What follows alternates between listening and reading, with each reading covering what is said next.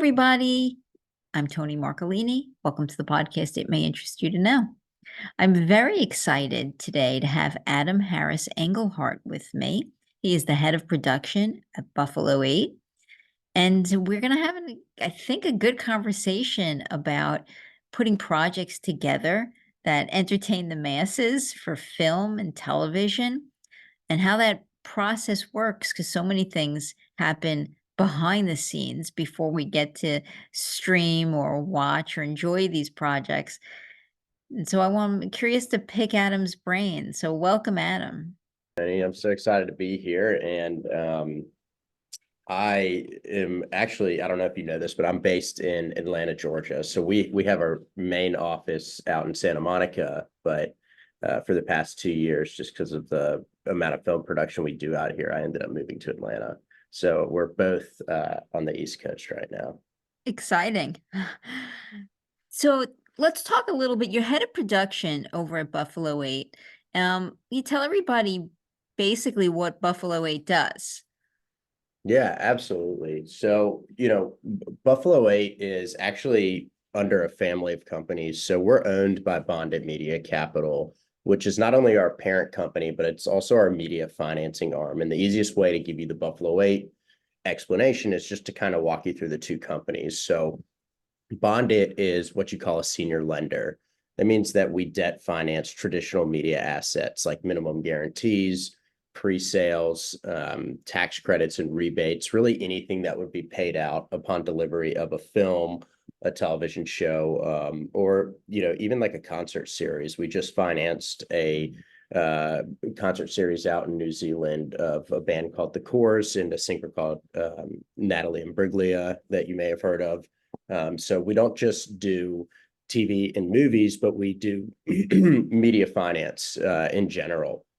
And we've had some successes on that side in the past year. We financed the winner of the South by Southwest Grand Jury Award or for Best Narrative Feature. It was called Bob Trevino Likes It. And then we financed another film at South by this year called Dandelion, which got picked up by IFC. So on top of that, last year we financed Anna Kendrick's directorial debut called Woman of the Hour. It sold to Netflix out of Toronto International Film Festival. And so we tend to finance around 40 to 50 media projects a year. So we're very high volume, but we do debt as a creative solution to finance these films. So we're not putting equity into films. We're using essentially what would be looked at as a collateralized loan to advance a movie and send them into production. I'm happy to talk more about that, later on if you have questions.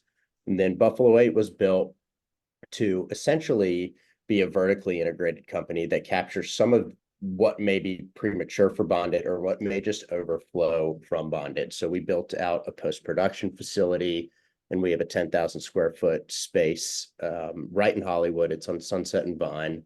And we do around probably 30 to 40 films a year. Most recently, we did The Kill Room, which starred Sam Jackson and Uma Thurman, but we also did the post-production for the 2021 South by Southwest winner, The Fallout, which was Megan Park's directorial debut that starred Jenna Ortega right before her career kind of went through the roof with Wednesday Addams, and she was in the last Scream movie.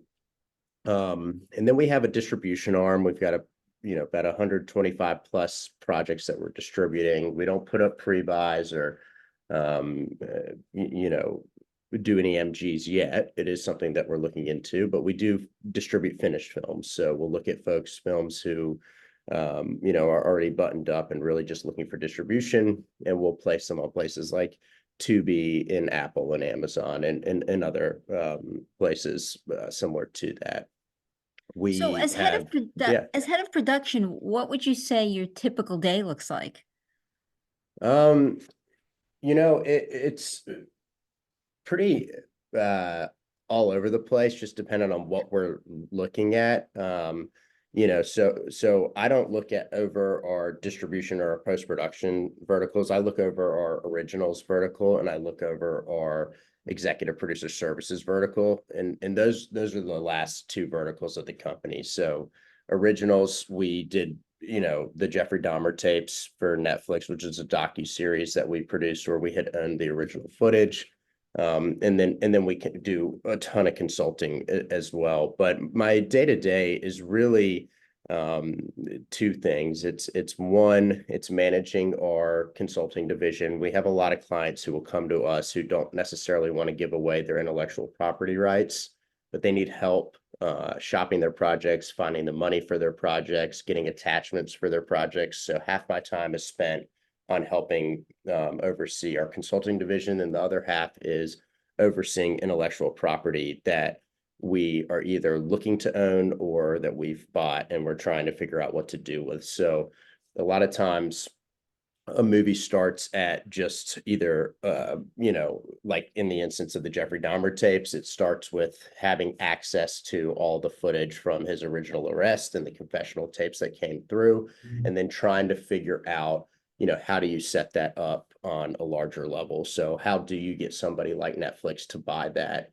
And how do you make sure that you as a production company are protected? So a lot of what we're doing is just strategically figuring out how to position ourselves as producers where we can not only have ownership over a piece of intellectual property that's interesting for a studio, streamer, or even a network, but more so that we're putting the right package together, that it has the right actor attached to it that we understand is internationally valuable, or it has the right subject matter surrounding it that we understand there's a market for that we can then exploit. And so a lot of my day is spent on the phone, kind of like investigator trying to figure out where the rights to things stand, or who within our network may be interested to partner up on something or can add value to something or even bring in the funding for something. And then the rest of my day is really advising other people on kind of how we do what we do best. And that would be through our consulting arm. So it begins for you, I would imagine, with a script, no? I mean, first reading the project, whether it be an outline for the project or the script, and deciding whether or not it's something you want to be involved in. Yeah, I would say generally that's the way. If it's a scripted project, right? If it's in the feature space, it's a feature screenplay. If it's in the TV space, it starts with a pilot. And a lot of times the creator or the writer has, a concept or an understanding of the story that's outside of what's just in that script. But ultimately, as a production company, what we're buying or what we're optioning is that script. And that's the most valuable thing up front, because it gives us ownership of not only the idea, but ownership over the ability to make a deal with somebody and attach elements like an actor, a director, and different creative pieces of financing to it. So yeah, that is where it starts. When you first get a project, whether you've selected it or somebody else in the company selected it and said, "Yeah, we're going to move forward with this." Um, what's your first what's your first thought? I mean, I think film, TV, all of this it's very collaborative, right? It's very different than writing a book, as I've said many times on my podcast. You write a book, you sit behind the computer, you go, you type, you're the person, you're carrying the story, it's all happening in your head and you're putting it down on paper. But film, my my goodness, has so many hands in it before somebody can sit and watch it, right? It starts with a writer, of course, but then it evolves, right? There's the production people who then come in and decide, they cast it and the actors breathe life into the paper characters, and then you have a director who kind of visually weaves you through the story, and then you have the editor who picks just the right take to put together, and then of course there's the people who package it and get the music together and distribute it, and I mean there's just so many hands in making that. How does your creative process work? I mean, you come into the picture, and what do what are the decisions you are making? Sure. So I would say the easiest way to look at us is more as executive producers than physical producers. We're not the producers who are going to go to set and run that production from a physical producing standpoint. Typically, we'll bring in what's called a unit production manager and a line producer who will oversee not only the production process, but the hiring of crew and making sure that they're compliant with the different unions and things of that nature. Where we fit in is really on the front end and the back end of the production. So the decisions that we make often are, after we've acquired the script or the intellectual property, it's usually then looking for the right director. What we have found is that it's really hard to get an actor to commit to doing a project where they don't know who's directing them. It's a lot like saying, come work for my company, but I'm not going to tell you the name of the company or what we do. It just doesn't make sense. Right. And so the first step we take is trying to find the right director for it. And so it's a fine balance between somebody who not only identifies and connects with the script, but that we also feel they have enough value that we can use them as leverage to get what we call bankable talent in place. And those types of talents are people who have an international appeal that we understand there's a marketplace for. So the first thing we do is attach a director. We may attach one or two key cast members from there. And then from there, we'll bring on a casting director and help fill out the other roles while we go and look for the funding for the picture. But once we get it funded and once we get it set up, and there's a start date and it goes into pre-production, we may go to set for the first few days just to make sure everything is in order to, ensure that the unions are happy and that we're being compliant with everything. But really, we don't come back into the picture until after the film's been delivered from an editing standpoint. And so once we get that finished product, we'll then help, find a home for it, whether it's bringing it to a Netflix or bringing it to a more traditional, digital distributor. But a lot of times it's trying to figure out how we can, get into a festival and build some buzz around the picture if it doesn't have built-in distribution. And so I would say the best way to look at us is somebody who is, kind of looking at things from a very macro perspective. We own the property. We will oversee the property through delivery of the film, but we're not going to get so involved in the granular of what the day-to-day on set looks like. That type of stuff we outsource as executive producers. Sure.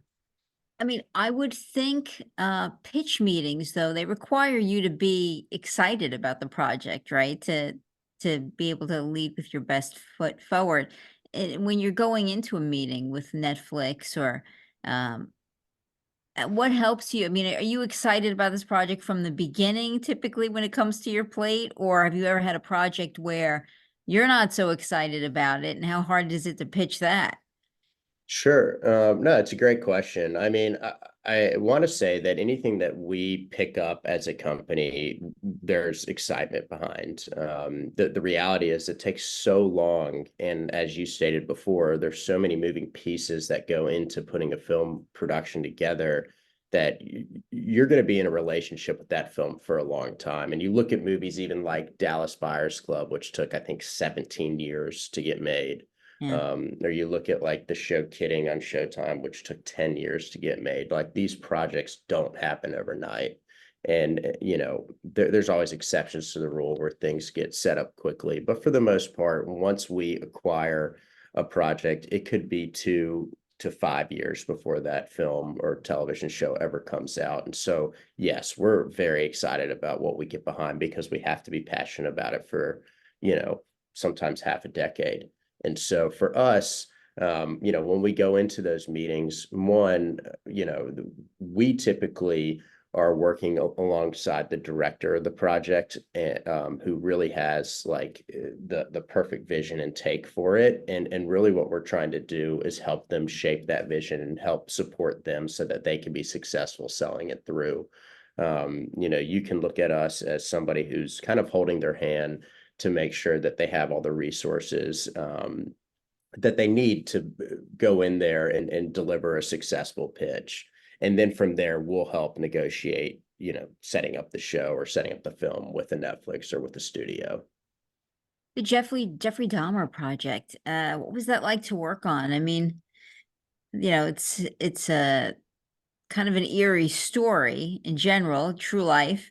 As you said, it was done more like a documentary. But what was it like to work on that project? Yeah, so I really only caught the tail end of it. I've been with the company for about 2.5 years now, but like I said, it takes so long for these things to come to fruition that this was so already in motion by the time I came into the company. But it is a great story because when we originally went to Netflix, they ultimately turned it down, not because they weren't excited about the subject matter, which obviously true crime does great on their platform. But ultimately because as a company, we didn't have a background of delivering high level, docuseries. And it just from a buyer standpoint, a lot of people think, oh, well, if I have a really good idea or if I have a really high level piece of IP, it's a no-brainer for a Netflix or Hulu or whoever to buy. And the reality is it's not. They're more concerned about who is surrounding that concept than what that concept is. And so for us, in order to get that set up, we actually had to bring in Joe Berlinger, who had just successfully show ran and directed the Cecil Hotel documentary for Netflix. And once we got him involved, we were able to set that up at Netflix instantly because they had somebody now who was greater than us in terms of an ability to deliver a show at a very high level.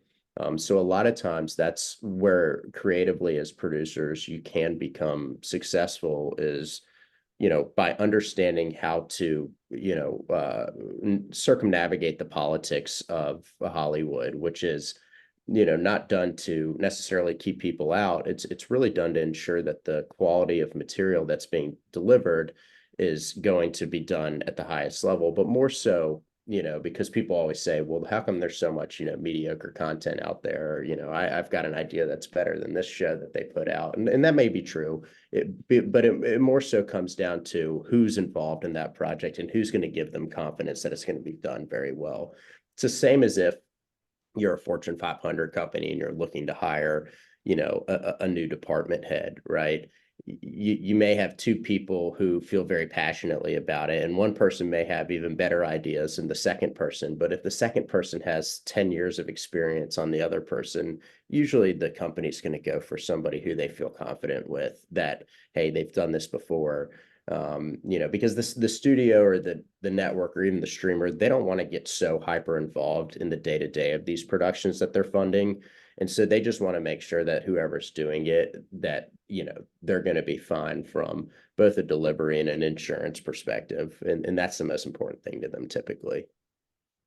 So there's no substitute for experience, essentially.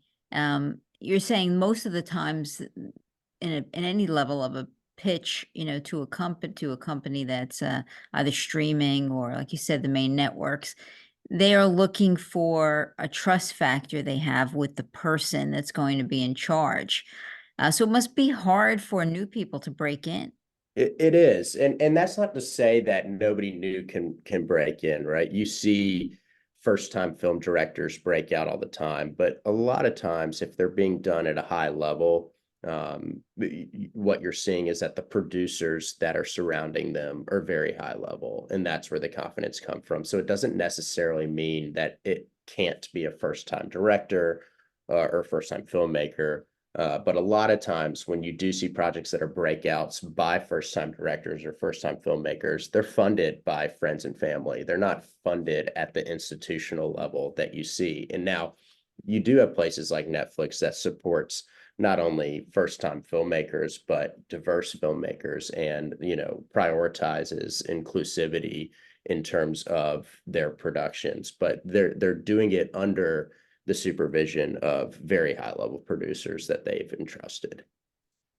So what's that like when you circle back to a Netflix, right? You start off, you get a pass, but then you go back and say, now I have this person attached. Like you circle back and I think from what I heard from that meeting, they kind of gave a wink at or a hint that this is the subject matter that we would be very interested in under these circumstances. And so it just became, it became our responsibility to figure that out. Essentially, they had hinted at we would pick this show up if, and we Right. had to go figure that if out. But once we were able to deliver that, it was really easy to get picked up because we knew they wanted it. And they also had their flagship show, Dahmer, which was the scripted series that had come out under Ryan Murphy's banner, set to play within the window that we were set to deliver our series. And so ultimately it played really well into their marketing, aspect of what they did was they released that show first. And then what they thought was, well, if we have all these fans of a scripted series, we can then release a docu-series that continues to capture the attention of that specific audience and hopefully retain those subscribers on our platform. And I have to say, hats off to them because strategically that was really well done. Whereas they had both of those shows finished and in the can, and it was their decision as to when they wanted to release them. They actually didn't tell us, which one they were going to release first. So I think at first we may have been a bit bummed that ours didn't come out before theirs, but then it did so well off the back of the scripted series that we really can't complain much. So what projects are coming up now? What are you excited about? Yeah, we have the rights to Repo Man, the sequel, so Repo Man 2, that we're really excited about. And that's a 1984 cult classic that starred Emilio Estevez that did extremely well. It's a director named Alex Cox who has done some other, really great films as well, like Sid and Nancy. But ultimately just excited about that one because of the fan base. When we released a couple weeks ago that we were doing the film, the internet went absolutely crazy. And I think we had, I'm trying to remember who did the release. I think Variety did the release. And then within 12 hours, there was maybe 50 or 60 different articles written up online that, we had nothing to do with. So it's really cool to see when something, organically catches fire like that. And I think that's the cool thing about working in entertainment is every now and then you get your hands on a property that kind of has a life greater than, what you've even set out to do yet. And so that one we're really excited about. Kiowa Gordon is going to star and reclaim Emilio Estevez's role. And the idea is that basically it's a continuation of the film. It takes place 90 minutes after the original film ended. But he's been in this space-time continuum, so he hasn't aged, more than 90 minutes. And so that's why we didn't bring Emilio back to play it, but we had a younger actor who would play him come and do that. That one we're really excited about. We've got an unscripted sneaker series. It's an anthology series about just the history of shoes. It goes from the 1950s all the way up to present day, that we're really excited about, called Boxed. And the show is hosted by DMC, or also known as Daryl McDaniels from Run DMC. And so he's just a really iconic hip hop legend. Played the Live AIDS Festival, was one of the first rap groups to ever play that festival. And their careers just took off from there. And they really are like the some of the first, biggest breakouts in the hip hop arena. And so, to say they're legendary is like an understatement. So it's really cool to be working with him and his team. And the show is an unscripted show, but the cool thing about the show is every episode starts with the why the sneaker was designed. So what the functionality was for the shoe, and then what it became culturally. So if you look at like a really good example is the Stan Smith. It's such a famous shoe that was designed for a tennis player. But people who wear Stan Smiths today have no idea who Stan Smith is. And the theory is that there will be kids who wear Jordans at some point and don't know who Michael Jordan is, because this is a shoe that went from functionality to fashion. And when things take on a cultural presence of their own, it becomes bigger than what the original purpose was for it. And so that's a show that we're really excited about as well. Ah, Does sound like you have some interesting things coming back. Do you have a preference in terms of scripted or unscripted? No, you know, when I first came into this industry, I think like most people, I was just a big, you know, movie buff and thought it would be really cool to work in movies. And I transparently didn't even know what that meant. But Yeah. as I've And grown most within people the, don't. yeah.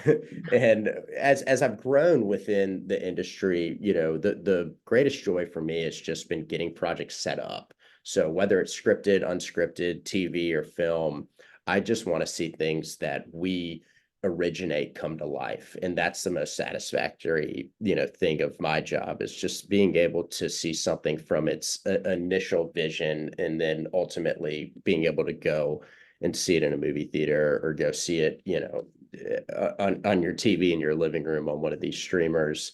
That's the most gratifying thing. You know, I've been fortunate that I've kind of gotten to work in a lot of different facets of the industry. You know, I started out just for some background.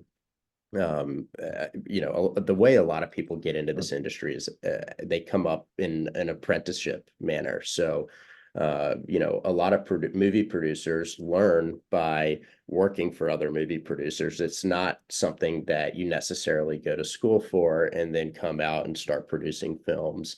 You really need that, you know, granular education on it. And so I started as an assistant at a company called ICM Partners. I actually worked for a talent agent. I was in the motion picture talent department for a guy named Andrew Rogers, and we had really eclectic roster. We represented everybody from Michael Cera to Eugene Levy to Walton Goggins and James Spader. We had Sherry Shepard and Regina Hall. You know, just an awesome eclectic list of high level actors. And you know, my original like view into Hollywood was getting actors jobs on movies and jobs on TV shows. And you know, that ultimately led to a perspective of, well, how do these projects get put together from the ground up? Because a lot of the scripts that we were reading for our clients were early stages with no attachments and often just a director attached. And, you know, it was really cool to see these things, you know, come to fruition. Like one of the successful shows that we did all the original negotiations for was Schitt's Creek. My Oh, boss yeah. represented Eugene Levy, and so not only did I get to see that show get put together when it was at Pop TV, but also just understand like how this show went from where it started to the life that it took on its own. And so things like that have been really cool to see. You know, I got to read Trainwreck, the what's her name? Amy, the comedian. There's a Amy what Poehler? no uh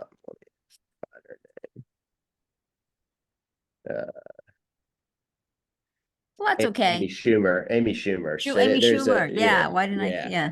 So, you know, I read that script before it was even put into production. And, you know, the casting directors were coming to us to cast that film up. And so, you know, to see that movie from the beginning to the end was really what got me hooked, was to say, wow, you know, I saw this thing before anybody even knew what it was. I got to read the script and then I got to see, you know, how that movie came together. And so, you know, my boss helped do the packaging for Chirac with Spike Lee. You know, I was an assistant. I put the casting book together for it and worked alongside the casting director to, you know, just help give them stats on different actors. I didn't get to do anything creative at that point, but you know, being an assistant really, especially at an agency, which is the vector of where deals come together in Hollywood, it was a really eye-opening experience just because not only did I get to see how things worked on the talent side, but when you're in those all company meetings, you get to learn about, you know, how things come together on the literary side, how things come together on the branding side. There's just so many facets that these agencies have their hands in. And now, you know, ICM has grown to the point where they were acquired by CAA. And it's, you know, that's been an interesting thing to watch as well. It's just how these businesses evolve. You know, I left ICM after 3 years and then I went and worked for a movie producer named Dan Jinks. I was his assistant. And starting to do development and read scripts more and kind of build my own taste for what I like. But Dan was a prolific producer in his own right. And so not only did I get to learn from one of the biggest Hollywood agents, I was then fortunate to work for an Academy Award winning producer. Dan had produced American Beauty. He produced Big Fish. He produced the movie Milk and TV show Pushing Daisies. And so, that was a really eye-opening experience. And on top of that, we had what you call a first look deal with CBS Studios. So there's two types of deals you could have with the studio. There's a first look deal and there's an overall deal. And in a first look deal, in both deals, the studio will pay for your overhead. So they give you office space, they'll pay you, a livable salary, they'll pay for your assistants, they'll pay for, the other things that you need within your company. And then for that, they get the first right to see anything that you want to produce. So in a first look deal, if the studio passes on it, then you have the ability to go and take that property to anybody outside of that specific studio system, but they get the first right. In an overall deal, you are obligated only under one studio. So if you bring a TV show to CBS in an overall deal and they pass on that show goes basically into an archive and you lose the rights to it for the rest of the time because the studio is likely paid for the development and everything of that show. So that was an interesting part of my journey because it really taught me, more so how do these shows come together before the actors are involved. So I had already seen that part when I was working for ICM of the actors coming onto the shows or the actors coming to the movies. What I hadn't seen was the development of the shows, how they get set up within the studio, what the delivery process looks like. And that was a really, eye-opening experience. And then from there, I just started reading a lot and became a literary manager. So I represented writers and I used my experience from CBS Studios to help build up a small staffing business, which is where I would get writers a job as a staff member on a TV show. So they'd be in the writer's room and hopefully the show would run forever. But if it didn't, we would then be looking for other jobs or selling their scripts to studios. And I think that's really what led me to Buffalo 8 into becoming a producer was just an ability to understand how to circumnavigate the industry from a literary perspective. And as you said earlier, it all starts with a script. And so, that's kind of how my journey brought me to where I was today. Amazing. Well, I mean, your company's doing great things. I keep reading about them in the news. You're involved in all the, major projects pretty much going on. You guys have a hand in. I hope you'll come back again and keep talking to me about projects as you get new ones in that you're excited about. No, absolutely. It's been a really exciting journey thus far, and I feel we're just kind of at the beginning. I mean, we just had our 10-year anniversary, and I know Variety did a big profile on it, but it really does feel like we're at the very beginning and early stages of, what could be something really special. And I'm just lucky to be a part of a team that is, not only supportive of, my ambitions, but, supportive of a really amazing culture that they've put together and built at the company that encourages entrepreneurship and, ultimately allows everybody from, even an intern up to think outside of the box and feel a part of the process. So it's certainly a great time to be at the company and, just can't wait to see how we grow and, the leadership that has been put together with Matt and Luke overseeing this company is excellent. And, every day I learn something new. And so, yeah, I appreciate you having me here. And, whenever you want to talk, you let me know. Oh, Adam, thank you so much. I really enjoyed it. And I think, what was I so valuable, I think in this interview is for anybody out there wanting to be in filmmaking, wanting to be in the process. I think you laid out a really good blueprint for the fact that you can be involved at so many different levels. All right, this is so collaborative, that whatever your talent is, even if it's not writing or it's not acting, there's so many different pieces, that will allow you to be part of such a creative project like the ones that you guys are working on. Like I said, I read great things about your company. I want to thank you so much for being here. It was really exciting to get to talk to you, and I know for a fact that you have, some projects. In the hopper, waiting to really get going. So I hope you will come back and talk to me, give me some behind the scenes stuff as those projects take off. Yeah, absolutely. Well, thank you again for having me, and yeah, we'll do it. I'm here. Thank you, Adam. All So I'm going right. to Have a sign great off. day. Have a great day, everyone.